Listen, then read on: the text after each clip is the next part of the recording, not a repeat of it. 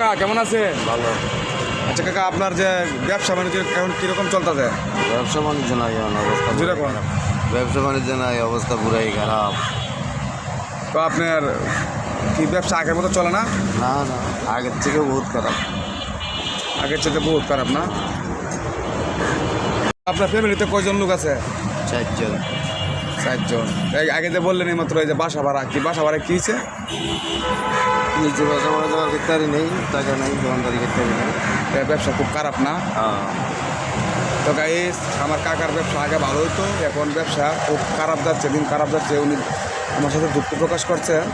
উনি বলছে ওনার 14,000 টাকা বাসা ভাড়া, ওনার ফ্যামিলিতে 4 জন আছে, উনি শুধু একজন কামাই করে, ইনকাম করে, ওই ইনকাম থেকে বাসা ভাড়া, ওনার ফ্যামিলি সব যাবতীয় খরচ এখান থেকে চলে।